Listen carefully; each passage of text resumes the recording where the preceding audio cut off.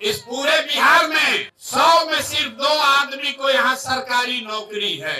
100 में सिर्फ 5 अति पिछड़ा और दलित समाज के लड़के मैट्रिक पास करते हैं। 100 में 60 आदमी के पास बिहार में एक धूर जमीन नहीं है। ऐ कहता है कि हम सामाजिक न्याय कर रहे हैं, सबके बच्चों के लिए पढ़ाई, भूमिहीन को जमीन, और आपको रोजी रोजगार करने के लिए जब तक पूंजी पैसा नहीं होगा तब तक समानता समता मूलक की बात करना बेमानी है। इसीलिए जन सुराज का समता मूलक समाज का 5 सूत्र है। नौकरियों में आरक्षण जो है वो बना रहे, लेकिन साथ साथ जनसंख्या के आधार पर राजनीतिक भागीदारी मिलना ही चाहिए। मिलना चाहिए कि नहीं मिलना चाहिए? जरा हाथ उठाकर समर्थन कीजिए, मिलना चाहिए कि नहीं मिलना चाहिए? तो अति पिछड़ा समाज को जन सुराज से 70 सीट अति पिछड़ा समाज को दिया ही जाएगा। यहाँ बगल में एक दल है, एक पीछे दल है, एक उसके पीछे दल वाला अपना बंगला कब्जा किया है। ये तीनों लोग मिलके 70 आदमी को अति पिछड़ा समाज का टिकट नहीं दे सकता है। जन सुराज के नेताओं ने तय किया है नहीं, इस बार 70 अति पिछड़ा समाज के काबिल लोग बिहार में चुनाव लड़ेंगे। खाली टिकट नहीं पाएंगे।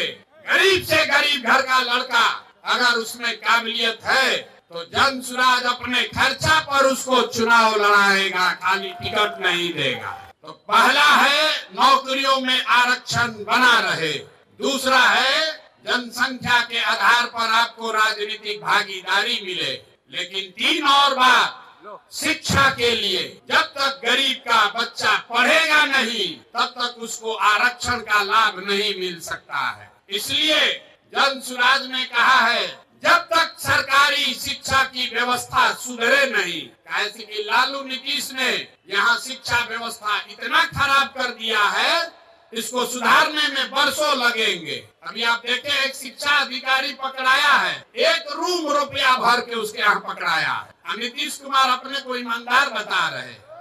तो जन सुराज ने कहा है, याद रखिए, जब तक बिहार में सरकारी शिक्षा की व्यवस्था सुधरेगी नहीं तब तक गरीब से गरीब आदमी आप अपने बच्चे को प्राइवेट स्कूल में भेजिए, उसका खर्चा फीस सरकार के ओर से दिया जाएगा, ताकि गरीब से गरीब का बच्चा भी बढ़िया अंग्रेजी मीडियम स्कूल में पढ़ पाए। पढ़ना चाहिए कि नहीं पढ़ना चाहिए?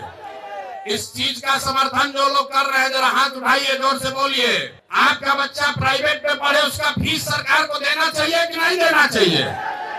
खाली नेते लोग का लड़का अंग्रेजी स्कूल में पढ़ेगा, गरीब का बच्चा भी पढ़ना चाहिए। और चौथी बात है भूमि सुधार। पूरे देश में 100 में 38 आदमी भूमिहीन है। बिहार में 35 साल से समाजवाद का नारा देने के बाद भी 100 में 60 आदमी भूमिहीन है। तो भूमिहीनों की संख्या कम हो, इसलिए जन सुराज की जब सरकार बनेगी तो 3 वर्ष में भूमि सुधार यहाँ लागू किया जाएगा, ताकि भूमिहीनों को जमीन मिल सके। और जिसके पास जमीन है उसको डरने का जरूरत नहीं है। अभी आपके पास जमीन है, उसका आपको कोई लाभ नहीं है, उसका लाभ सीओ बीडीओ लूट रहा है दाखिल खारिज सर्वे करके। एक बार भूमि सुधार लागू होगा तो जिसका जमीन है उसको भी फायदा है, और जो कर्मजरुआ पड़ा हुआ है, बहुत सारा जमीन गलत बेनामी पड़ा हुआ है, उन जमीनों का इस्तेमाल करके गरीबों को यहाँ जमीन मुहैया कराया जा सकता है। जिस राज्य में विनोबा भावे ने इतना बड़ा आंदोलन किया, आपको पता ही नहीं है कि लाखों एकड़ जमीन जो सवर्णों ने, ओबीसी समाज ने जिनकी जमीन थी, उन्होंने जमीन दान किया था गरीबों के लिए। विनोबा जी के कहने पर वो जमीन किसको मिला किसी को नहीं पता। वो जमीन सब अंदर बांट कर दिया, लाखों एकड़ जमीन, किसी को पट्टा मिला, किसी को उस पर काबिज करने का अधिकार ही नहीं मिला। इसलिए बिहार में भूमि सुधार लागू होना चाहिए। और 5वां आधार है पूंजी के वितरण में समानता। आपके गांव में जिसके पास भी पैसा है, उसके पास पढ़ाई नहीं है, जमीन नहीं है, लेकिन अगर पूंजी है तो कोई ना कोई रोजी रोजगार दुकान व्यापार करके लोग अपना जीवन चला रहे हैं। लेकिन समाज में जो लोग पीछे छूट गए हैं, उनके पास पूंजी की उपलब्धता नहीं है।